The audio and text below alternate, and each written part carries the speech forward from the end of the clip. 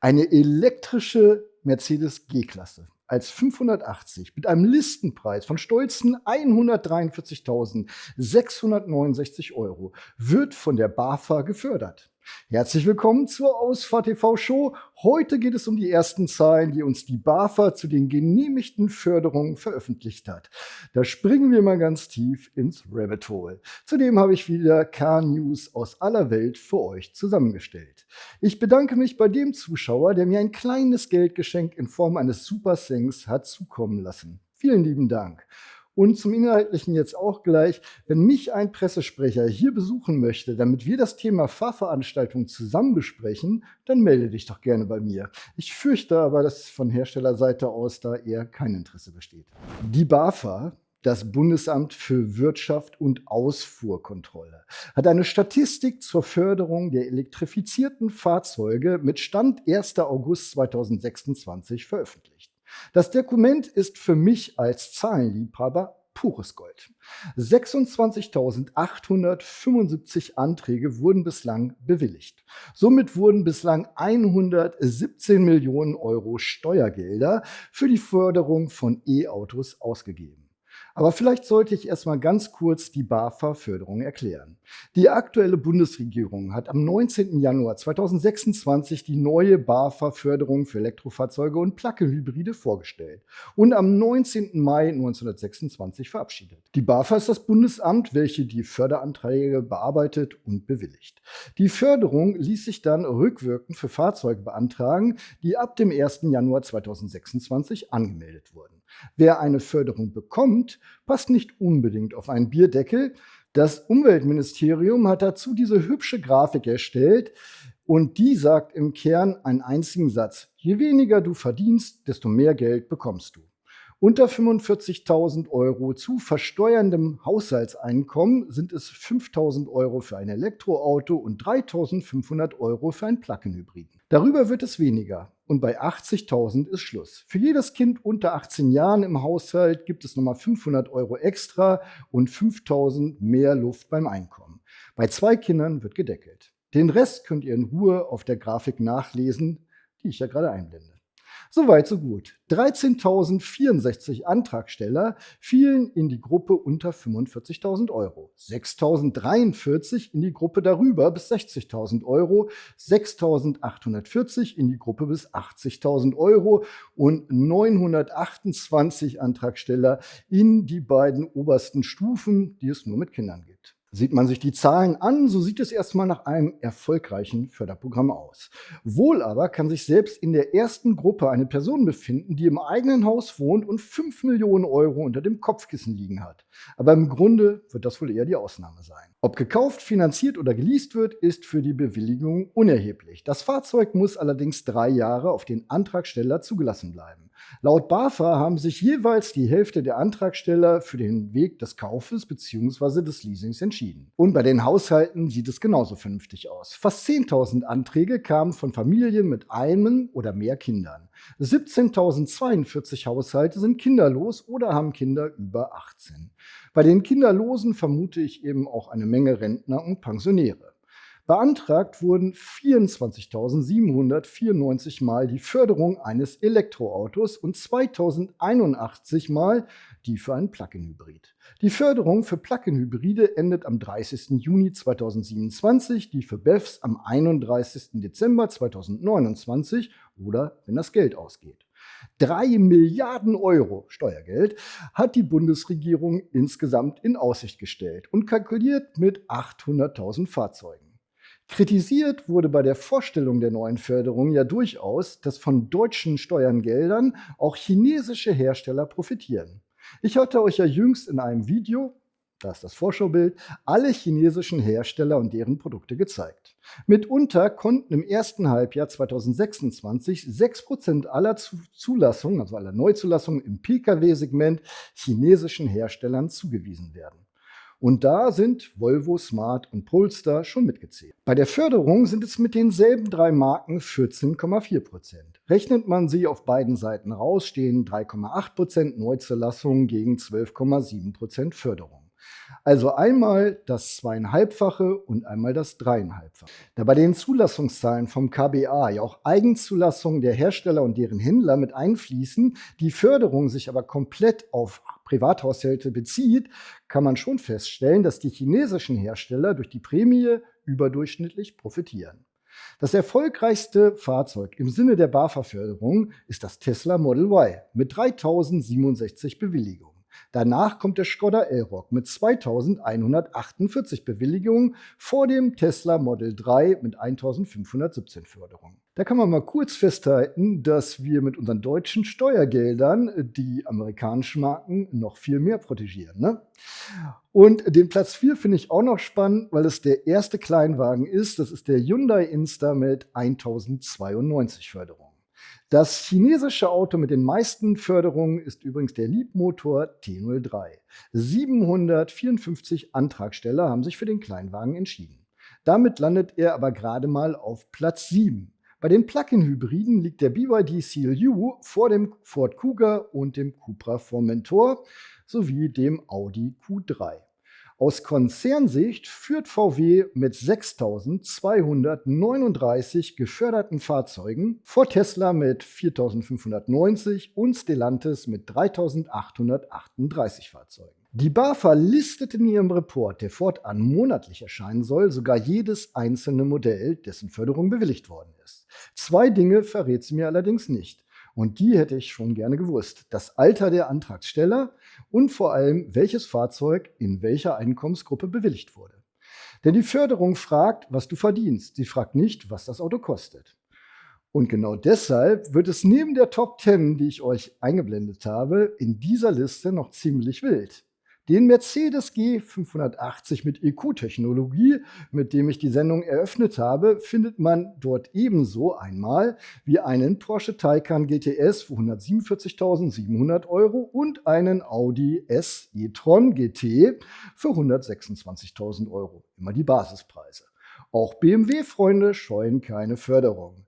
Einmal XM50e für 130.000 Euro, einmal iX-M70 für 124.900 Euro und zweimal i7. Da fällt der Mercedes EQS 450 Plus sowie 2 Tesla Model X und die 4 Tesla Model S kaum noch auf. Und mit dem Taycan zusammen haben es 36 Porsche in die Liste der geförderten Fahrzeuge geschafft. Das könnte man im Einzelfall bestimmt medial ausschlachten, wie ich es ja auch am Anfang der Sendung getan habe. Schaut man nur auf die Zahlen, dann machen die Luxusfahrzeuge mit einem Listenpreis über 80.000 Euro mit rund 90 Stück nicht mal 0,5% aller bewilligten Fahrzeuge aus. Und auch die Gruppe von Fahrzeugen mit einem Basispreis zwischen 60.000 und 80.000 Euro macht gerade mal 3% aus. Selbst wenn man hier subversive Elemente vermutet, die mögliche Schadensrate finde ich persönlich vertretbar. Und nochmal explizit dazu, das kann alles vollkommen legal und im Sinne der Förderung sein. Wer sich jetzt aufregen möchte, was da mit seinen hart erarbeiteten Steuergeldern passiert, dem darf ich am Ende vielleicht nochmal 2 Zahlen gegenüberstellen. Sollte die Förderung weiter so genutzt werden wie in den letzten 7 Monaten, dann reicht das Geld aus dem Topf auf jeden Fall. Bis die Richtlinie Ende 2029 ausläuft, kämen wir auf rund 184.000 geförderte Fahrzeuge und bräuchten dafür statt 3 Milliarden nur gut 800 Millionen. Und demgegenüber steht der Tankrabatt der aktuellen Bundesregierung. Für dessen Wirkung vom 1. Mai bis einschließlich 30. Juni 2026 geht man von einem Minus der Steuereinnahmen von rund 1,6 Milliarden aus. 1,6 Milliarden in gerade mal 2 Monaten. Pures Gold, dieses Dokument. Nur die eine Verknüpfung, die mich wirklich interessiert hätte, welches Auto in welcher Einkommensgruppe, die steht eben nicht dran. Auch wenn mein Partner Leasingmarkt.de Deutschlands Nummer 1 in Sachen Autoleasing ist, den BAFA-König Tesla Model Y gibt es dort nicht, da macht Tesla selbst die Preise. Darum schauen wir uns mal an, was die Nummer 2 kostet, der Škoda Elroq, das ist der erste Link hier direkt unter dem Video für euch. 15 Angebote werden hier gefunden. Und ich stelle jetzt einmal die Sortierung wieder richtig, dass die preiswertesten Angebote oben stehen. Gehe auf die Privatangebote und finde hier das erste Angebot für 214 Euro. Da sind allerdings auch 4.000 Euro eingerechnet für die Förderung. Aber immerhin, es sind auch 10.000 Kilometer dabei. Ja, das ist die preiswerteste Ausstattung mit dem 60er Akku. Privat ist richtig, die Förderung ist drin mit 4.000 Euro. Jetzt stelle ich das Ganze erstmal auf 20.000 Kilometer Laufleistung um für die Vergleichbarkeit. Und jetzt schauen wir mal, wie sich die Leasingrate ändert, je nachdem, was wir als Förderung einstellen. Die höchste Förderung mit 6.000 Euro, da sind wir nicht dann bei 202 Euro Leasingrate. Ich bleibe aber mal bei konservativen 4.000 Euro. Der eine oder andere wird die Förderung ja genießen können. Schaut euch auf der Detailseite in Ruhe die Ausstattung, die Basisdaten und auch die Informationen zur Förderung ein. Ja, ganz unten sind dann auch nochmal die Verbrauchswerte zu finden, die sind ja auch nicht unwichtig. Und wir schauen uns nochmal die einmaligen Kosten an von 1.440 Euro, die noch on top kommen. Die Förderung zahlt ihr ja vorab, die wird euch dann später zurückerstattet. Wenn die Leasingrate für euch passt, könnt ihr hier das Auto konfigurieren bzw. aufpreispflichtige Optionen hinzufügen. Das mache ich mal im rasanten Schnelldurchlauf.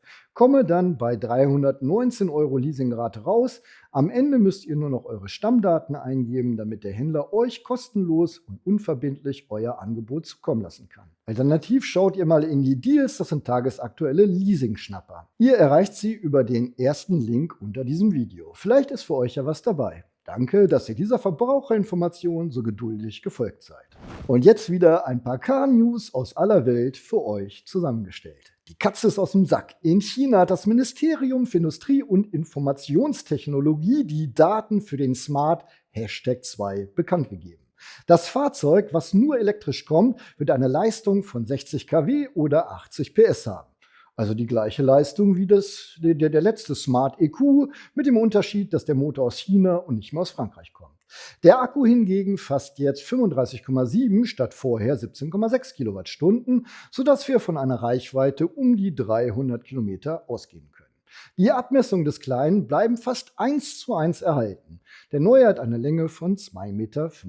Was unbekannt bleibt, ist der Preis für den deutschen Markt. Ich denke mal, den erfahren wir dann erst bei der offiziellen Weltpremiere auf dem Autosalon in Paris Mitte Oktober 2026. Meine Quelle carnewschina.com. Eben da habe ich auch lesen müssen oder dürfen, dass VW plant, vielleicht diverse VW-China-Modelle nach Deutschland zu bringen.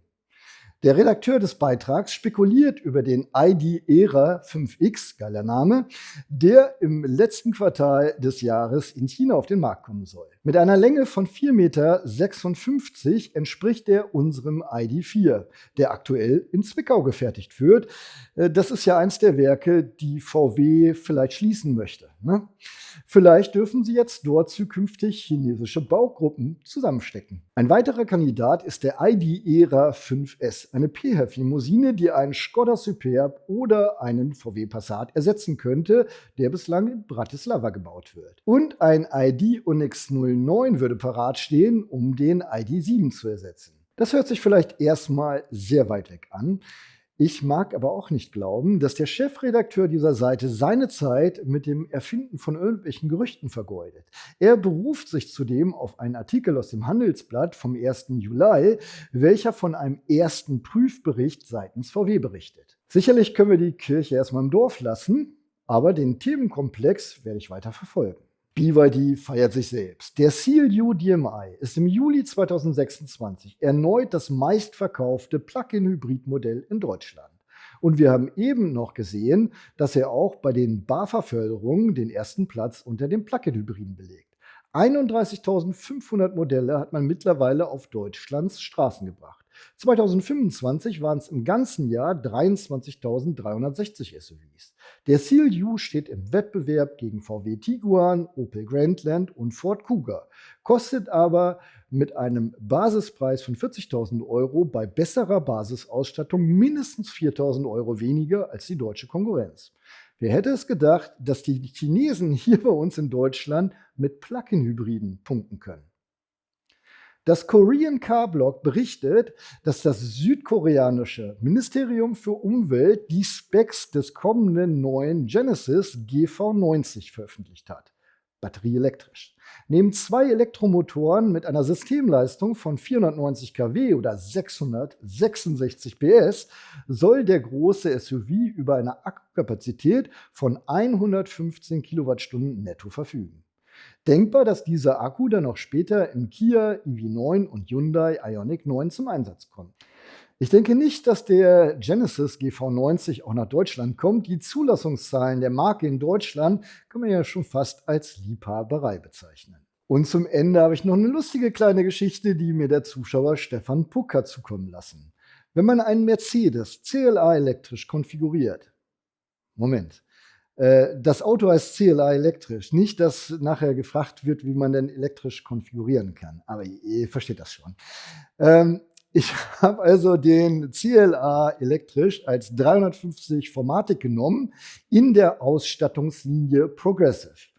Und dann habe ich als einzige Ausstattungsoption die Multibeam LED-Scheinwerfer genommen. Dann kosten die mich in meiner Konfiguration 565,25 € Aufpreis. Soweit, so gut. Ich würde sie nehmen. Mehr Licht, mehr Sicht, mehr Sicherheit. Wie Jens Stratmann immer zu sagen pflegt. So. Konfiguriere ich mir hingegen den neuen GLA elektrisch, dann kosten die Multibeam LED-Scheinwerfer bei gleicher Motorisierung und Ausstattung stolze 922,25 € Aufpreis. Ich habe bei Mercedes angefragt, ob es eine offizielle Erklärung dafür gibt. Da kam keine Antwort. Höhere Stückzahlen beim CLA und somit preiswertere Fertigungen liegen als Erklärung ja quasi auf der Hand. Aber ob die so einen saftigen Aufpreis rechtfertigen? Sportlich. Zum Ende jeder Sendung noch etwas Schönes, wie versprochen. Graham Borayo hat vor 7 Jahren ein Video bei YouTube eingestellt, das ich schon ein paar Mal angesehen habe. Er bereitet quasi die Geschichte des Opel Speedsters an einem Whiteboard auf. Das Video ist nicht nur niedlich gemacht, sondern auch durchaus unterhaltsam. Er spricht zwar die ganze Zeit vom Vauxhall VX220, der aber eben nur die englische Ausgabe des deutschen Opel Speedsters war, der wiederum ja quasi eine verkleidete Lotus Elise war. Das Video ist nur auf Englisch verfügbar, für mich ist es aber immer noch so ein liebevolles Kleinod auf YouTube. Und der Speedster immer noch eins meiner Traumautos. Wer mir etwas zusenden möchte, alle Links zur Show und weiterführende Informationen findet ihr über den Link zu unserer Homepage im Videobeschreibungstext. Ich bedanke mich fürs Zusehen und verabschiede mich wie gehabt. Bleibt gesund da draußen. Tschüss, bis dann, euer Jan.